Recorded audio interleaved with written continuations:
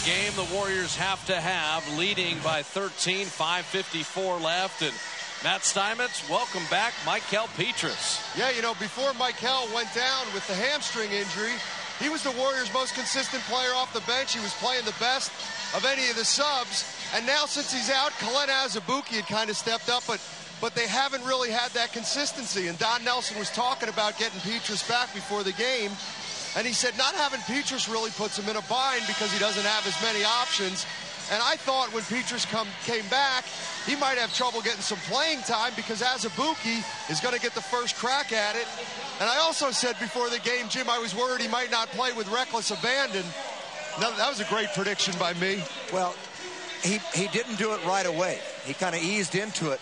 What's interesting is you miss 9 games with a hamstring. The one thing you can't do with a hamstring that's torn or even partially torn is run. I thought he would be out of shape, and yet he shows no signs of that. I mean, usually they say you give a hamstring another week after you say it feels better, maybe. You know, people had hoped Pietrus would come back on the road trip, maybe gave it a few extra days, and this is what you get. I think that's exactly what happened. He probably could have played a week ago, but the problem with that is the hamstrings can really fool you. You think they're well, and all of a sudden you pull it and you're out longer. They want him for the playoffs. Garcia splitting the free throws, Biedrins the rebound. Now, the Warriors have led by 7 or more since the 7-minute mark of the second quarter. And yet it's never been comfortable. They got it up to 14 once.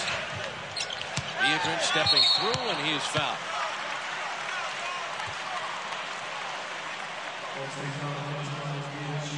He's learning how to get to the free throw line. You know, Bob, after he came back from the 6-game absence of the appendectomy, in 12 games he shot a total of 18 free throws. In 6 of those games, he didn't even get one attempt. And he played a minimum of 18 minutes in any of those games. Now, there's something wrong when you play 18 minutes and you go 6 games without getting a free throw. But now lately, he's been just adding them up like mad. Well, he had the 6 of 6, 6 of 6, 3 of 4, 5 of 6, 3 of 5. Yeah. And tonight, 3 of 6. Point being, the percentage has been pretty decent, but the attempt numbers for him have skyrocketed. And another point, he's educating the officials. Yeah. You know, and saying, you know what, I get fouled a lot, and I need to get to the line here if I'm shooting. Quincy Douby hits a 3. Just when you think, okay, the Warriors have them, the Kings scare you. Sacramento has played well offensively. 6 of 11 on threes. 23 from Garcia, 27 from Martin, 20 from Salmons. Aaron from deep. Aaron Davis with 28 points.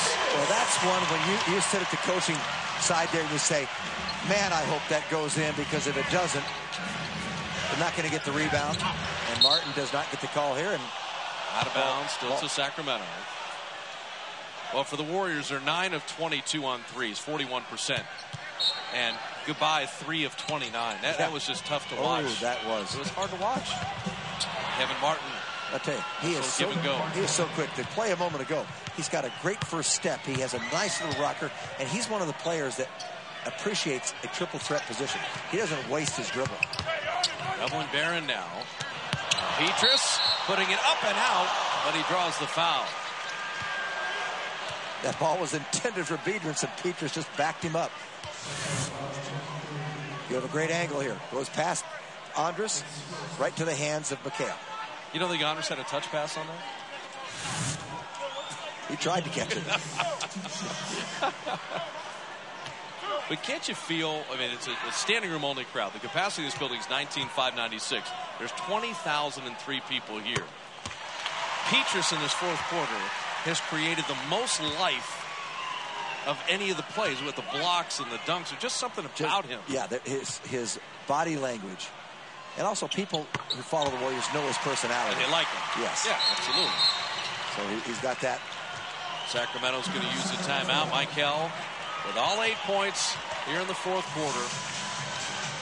Reggie Theus going to use a 22nd timeout.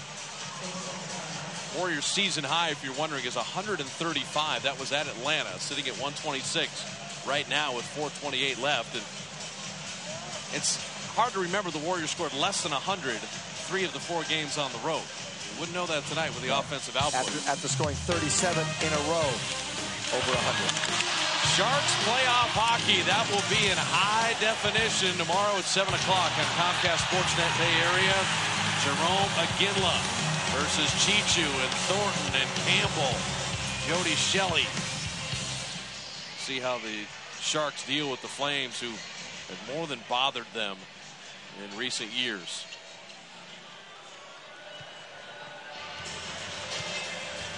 Reggie Theus he's building a little something in Sacramento. Jeff Petrie is been a terrific GM throughout his career. Well, two-time executive of the year. And I think that Theus has the right temperament. He has these Kings playing very hard all year long. And this will count. If it had gone in, it counted. Salmons will go to the foul line. John Salmons was originally drafted by San Antonio, never played for them. Then to Philly on draft day. Had 4 years in Philly, and then remember he had the odd courtship as he was going to be a Phoenix Sun. Yes. He was going to be a Toronto Raptor, and then he ended up signing with Sacramento, and he had different teams thinking deals were done, and ended up with the Kings. And has never averaged until this year in double figures. Last year 8.5, and this year he's over 12. He's having a great game tonight. Salmons with 22, Martin 29, and Francisco Garcia 23. Lead at 11. C.J. Watson's played extensively here tonight. 15 minutes for C.J. 7 points. Pocket 5. Barron bothered by Hawes. He has to launch a 3. Why not? Hawes was all over him from the left side. Draped. You want to talk about getting close to playoff time. This is how Barron played in the playoffs. 31 points, 9 assists, 5 rebounds. Biedrins the block. Watson will push. Jackson to Petrus. Doesn't want the 3. He traveled.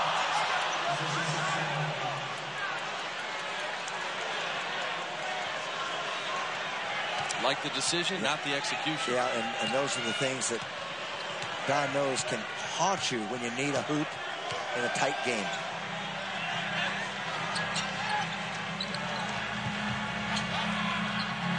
Garcia, best I've ever seen him play.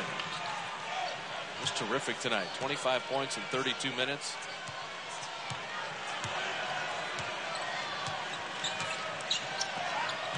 Garcia knocking that out of bounds. Still Warrior ball.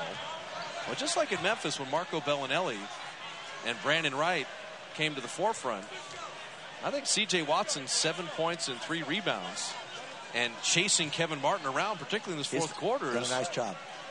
But he knows how to play. And he's confident. Doesn't back down from anybody.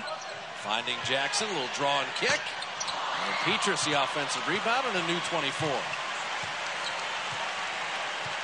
Warriors have owned the glass tonight, 46-30.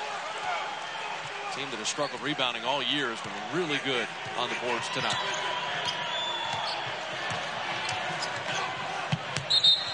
Jackson traveling. Mandatory timeout, 2:46 remaining in the ball game. Warriors likely to set their season high in points if they get to the 135. Protecting the dozen-point lead right now.